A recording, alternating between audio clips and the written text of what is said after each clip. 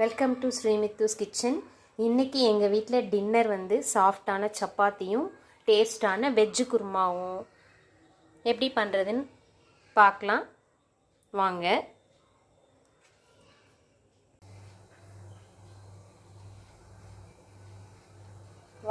முதல்ல சப்பாத்திக்கு மாவு பிசைஞ்சு வச்சிடலாம். நான் வந்து இந்த 1 கப் மாவு எடுத்திருக்கேன். அதாவது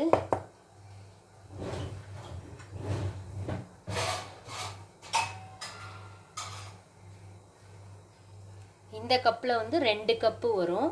2 கப்பு வந்து சேர்த்து நான் இந்த ஒரு பெரிய கப்பில் போட்டு வச்சுருக்கேன். அதை இந்த மாவை வந்து இதில் கொட்டிக்கிறேன். இப்போது நடுவில் கொஞ்சம் உப்பு போட்டுக்கிறேன். 1 ஸ்பூன் உப்பு போடுறேன். இது வந்து 8 சப்பாத்தி பண்ணலாம். 1 ஸ்பூன் உப்பு போடுறேன்.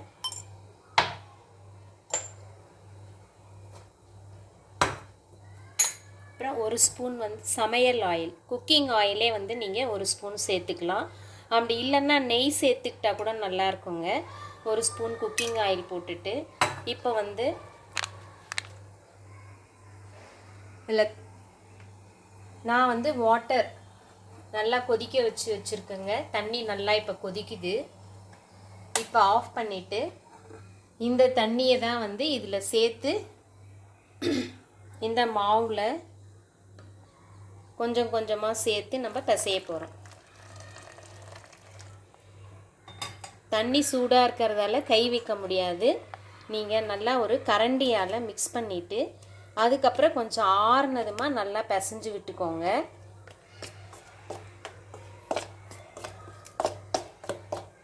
இந்த மாதிரி வெந்நீர் போட்டு பிசைஞ்சு செஞ்சால் சப்பாத்தி கொஞ்சம் நல்லா ஊறணுங்க. வெந்நீர் போட்டு பிசைஞ்சு வச்சு ஒரு 1/4 மணி நேரம், இல்லை டைம் இருக்குதுன்னா ஒரு 1/2 மணி நேரம் கூட, ஒரு குறைஞ்சது ஒரு 1/4 மணி நேரமாவது ஊறணும்.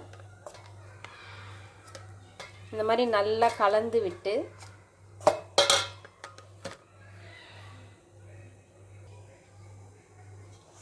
இங்கே பாருங்கள், இது மாதிரி நல்லா சேர்த்து பிசையணும்.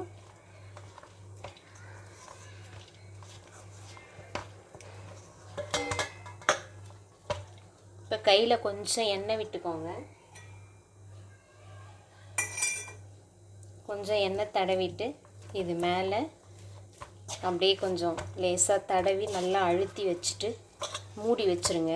மாவை ஒரு மூடி போட்டு மூடி வச்சிடலாம்.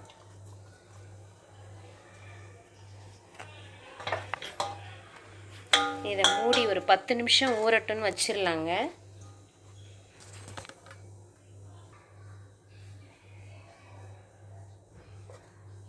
இப்போ அது மூடி போட்டு இந்த மாவை நல்லா மூடி வச்சிடலாங்க. கொஞ்சம் நேரம் ஊறட்டும். இப்போ நம்ம குருமா எப்படி செய்கிறதுன்னு பார்க்கலாங்க. வெஜ் குருமா. இப்போ வெஜ் குருமா செய்கிறதுக்கு தேவையான பொருள்லாம் வச்சுருக்கேன். இங்கே பாருங்கள், 1 கப் பீன்ஸ் வச்சுருக்கேன், கொஞ்சம் கேரட் வச்சுருக்கேன், கொஞ்சம் உருளைக்கிழங்கு வச்சுருக்கேன், பொடியாக நறுக்கின வெங்காயம் வச்சுருக்கேன், தக்காளி 1 வச்சுருக்கேன், 1 வெங்காயம் 1 தக்காளி, கொஞ்சம் கொத்தமல்லி தழை கட் பண்ணி வச்சுருக்கேன் போடுறதுக்கு, கேரட்டு, பீன்ஸு, உருளைக்கிழங்கு, கொத்தமல்லி தழை, தக்காளி, வெங்காயம். இப்போ எப்படி செய்கிறதுன்னு பார்க்கலாம் வாங்க. முதல்ல ஒரு கடாய் வச்சுக்கலாம்.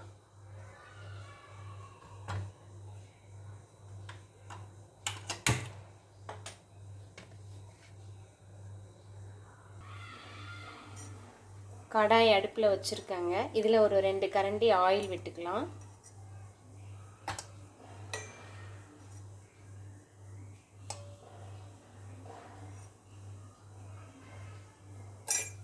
நான் இதில் பட்டை லவங்கெல்லாம் போடலைங்க. அதெல்லாம் போட்டால் ரொம்ப வந்து திகட்டும். அதனால் நான் கடுகு மட்டும்தான் சேர்க்க போகிறேன். இப்போ எண்ணெய் நல்லா காஞ்சதும் இதில் கடுகு விட்டுக்கலாம். கொஞ்சம் காயட்டும்.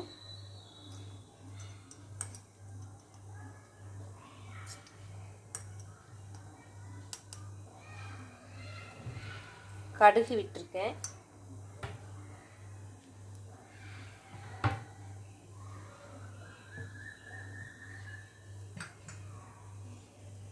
கொஞ்சம் சீரகம் வேணால் போட்டுக்கலாம்.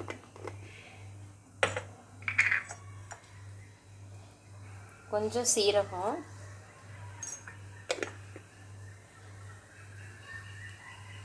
அது வெடிக்கட்டும்.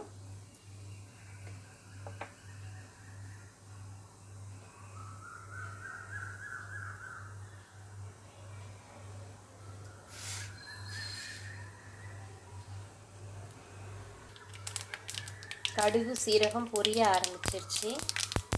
இப்போது கட் பண்ணி வச்சுருக்கிற வெங்காயத்தை இதில் போடுறேன்.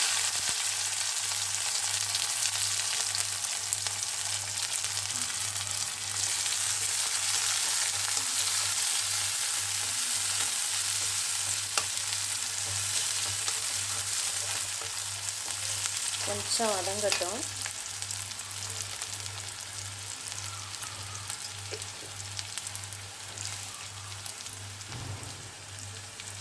தக்காளி சேர்த்துக்கிறேன்.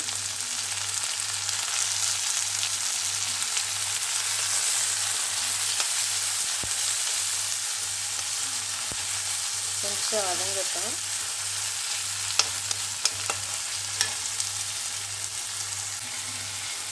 இப்போ கொஞ்சம் வதங்கிருச்சு. இப்போ ஒன்று ஒன்றா ஒரு காயாக இதில் சேர்த்துக்கலாம். ஃபஸ்ட்டு கேரட் போடுறேன், அதுக்கப்புறம் உருளைக்கிழங்கு, அப்புறம் பொடியாக நறுக்குன பீன்ஸு.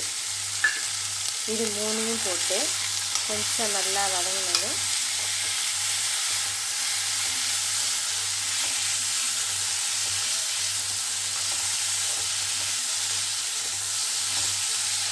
கொஞ்சம் வதங்கட்டும்.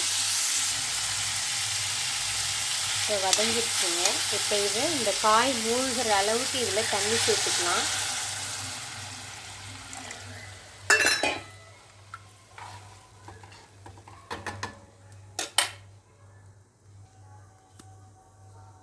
இப்போ இதில் கொஞ்சமாக உப்பு சேர்த்துக்கோங்க. ஏன்னா நிறைய சேர்த்தா காயில் உப்பு கொத்துக்கும். அதனால் கொஞ்சமாக உப்பு சேர்த்துட்டு அப்புறம் மீதி உப்பு சேர்த்துக்கலாம். இப்போ கொஞ்சமாக அந்த குழம்பு மிளகாய் பொடி, அது ஒரு 1/4 ஸ்பூன் போடுறேன். இது மூணுத்தையும் நல்லா கலந்து விட்டு இப்போ குக்கரில் வச்சு ஒரு விஷில் வந்தோடனே ஒரு 5 மினிட்ஸ் சிம்மில் வச்சு இறக்க போகிறோம். இதை ஒரு குக்கருக்கு பாருங்கள். இப்போது குக்கரில் போட்டு நான் விஷில் போட்டு வச்சுருக்கேன். விஷில் வந்தோடனே சிம்மில் ஒரு 5 மினிட்ஸ் கொஞ்சம் விஷில் வரட்டுங்க. இப்போ விஷில் வந்துருச்சுங்க. இப்போ சிம்மில் வைக்கிறேன். கேஸை சிம்மில் வச்சுட்டு ஒரு 5 மினிட்ஸ் இருக்கட்டும். இப்போ இந்த குருமாவில் நம்ம அரைக்கிறதுக்கான என்ன அரைச்சி போட போகிறோன்னு பார்த்தா, நான் கொஞ்சம் தேங்காய் வச்சுருக்கேங்க. இப்போ இந்த தேங்காயில் கொஞ்சம் உடச்ச கடலை சேர்த்துக்கிறேன், 2 பச்சை மிளகாய் சேர்த்துக்கிறேன், ஒரு 2 முந்திரி பருப்பு சேர்த்துக்கிறேன், ஒரு ஏலக்காய் போடுறேன், பட்டை ஒரு சின்ன துண்டு பட்டை. இப்போ இது எல்லாத்தையும் நல்லா நம்ம நைஸாக கிரைண்ட் பண்ணி மிக்சியில் அரைக்க போகிறோங்க. அரைச்சிட்டு வந்துடலாம். பாருங்கள், காய் குக்கர்லேருந்து இறக்கிட்டேன்.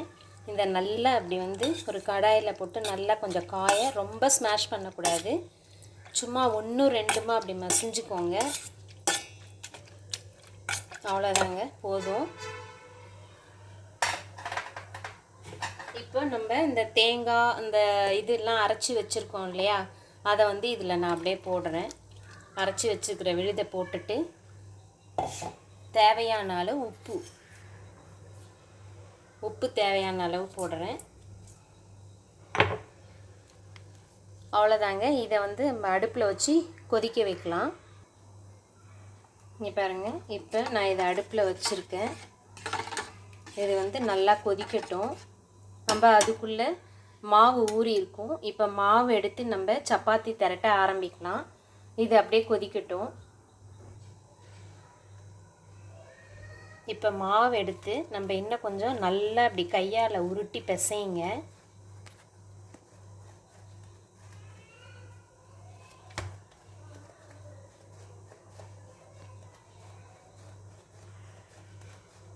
பிசைஞ்சிட்டு இப்படி சின்ன சின்ன உருண்டை உங்களுக்கு எந்த சைஸ் வேணுமோ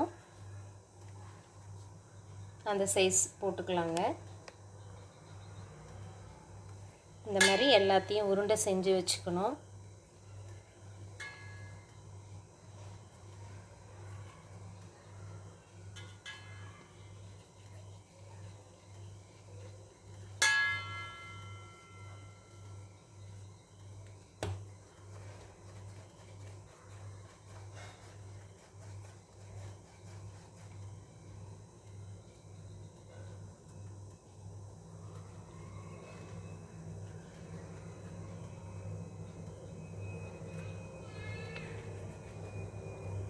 நான் ஒரு 5 சப்பாத்திக்கு உருண்டை பண்ணி வச்சுருக்கேன்.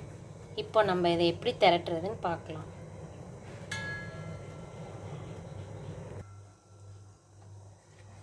வாங்க இப்போ நம்ம சப்பாத்தி தேய்க்க ஆரம்பிக்கலாம்.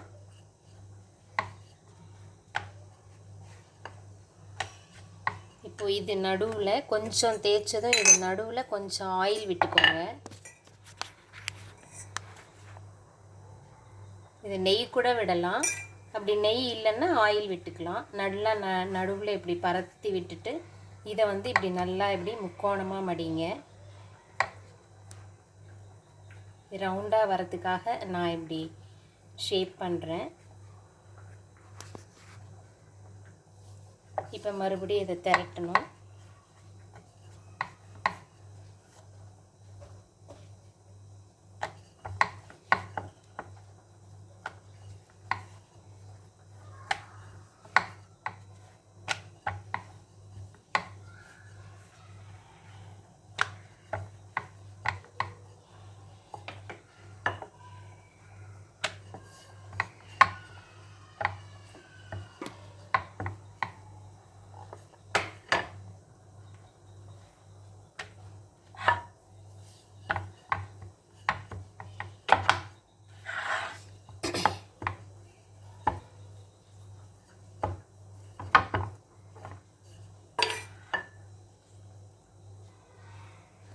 இந்த ஒரு பேப்பரில் எடுத்து போட்டுக்கிறேன்.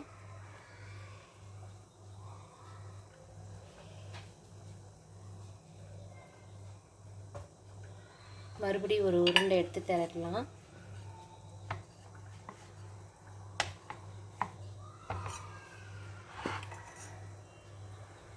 கொஞ்சம் ஆயில் விட்டுக்கிறேன்.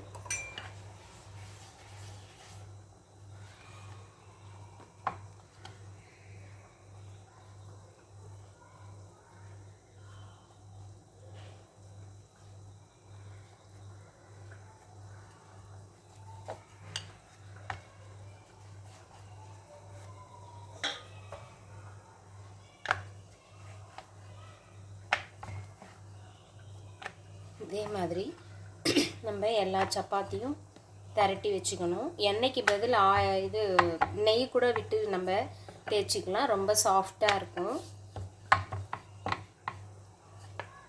இப்போ எண்ணெய் வேணான்றவங்க நெய் விட்டுக்கலாம். நெய் வந்து கொலஸ்ட்ரால் கிடையாது, கொஞ்சமாக தான் நம்ம எண்ணெய் விட்டுருக்கோம். அவ்வளோதான். இப்போ பாருங்கள், இந்த குருமா வந்து கொதிச்சிருச்சு. இதில் கொத்தமல்லி தழையை போட்டு அப்படியே இறக்க வேண்டியதுதான். இப்போ கொத்தமல்லி தழை போடலாம். பாருங்கள், இப்போ கொத்தமல்லி தழையை போடுறேன். நல்லா கலந்து விட்டுக்கோங்க. இப்போ குருமா ரெடி. இது கொதித்ததும் இதை வந்து நம்ம ஒரு பாத்திரத்தில் மாற்றிக்கலாம். வாங்க இப்போ நம்ம சப்பாத்தி போடலாம்.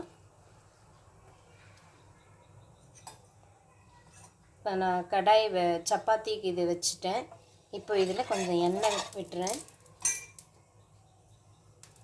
கொஞ்சம் கல் சூடு ஏறட்டும்.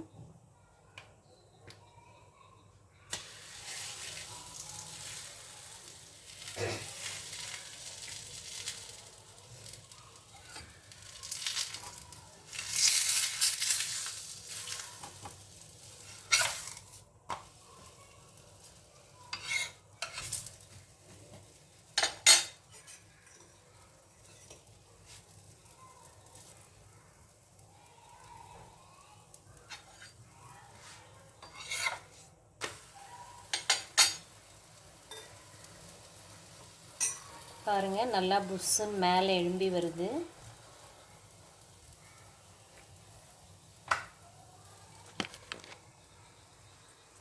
இப்படி நல்லா புஷ்ஷுன்னு மேலே வருது பாருங்கள்.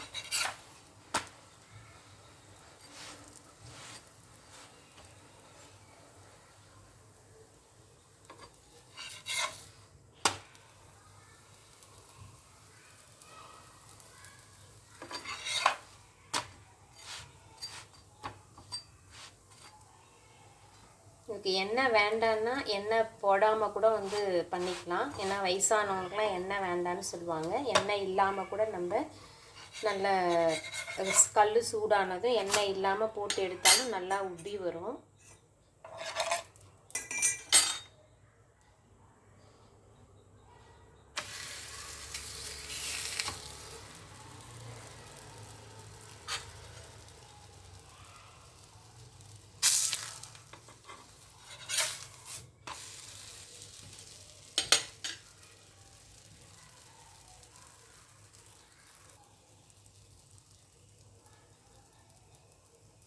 பாருங்கள், மேலே நல்லா அழகாக உப்பி வருது. இது மாதிரி உப்பி வந்தாலே நல்லா சாஃப்டாக இருக்குன்னு அர்த்தம்.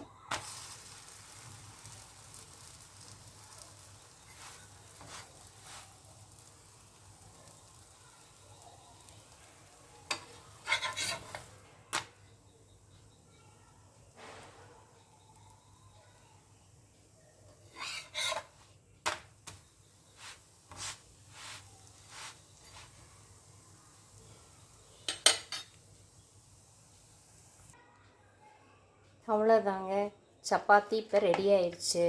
இப்போ குருமா எடுத்துக்கலாம். ஒரு கிண்ணத்தில் வந்து குருமா எடுக்கிறேன், வாங்க சாப்பிட்லாம். பாருங்கள், வெஜ் குருமா ரெடி ஆயிடுச்சு.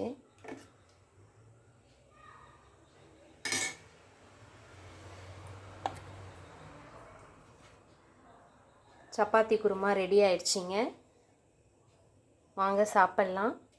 இந்த டிஷ் உங்களுக்கு இந்த வீடியோ பிடிச்சிருந்ததுன்னா நீங்கள் இதே மாதிரி உங்கள் வீட்டில் ட்ரை பண்ணி செஞ்சு சாப்பிட்டு பார்த்துட்டு எனக்கு கமெண்ட்ஸ் பண்ணுங்கள்.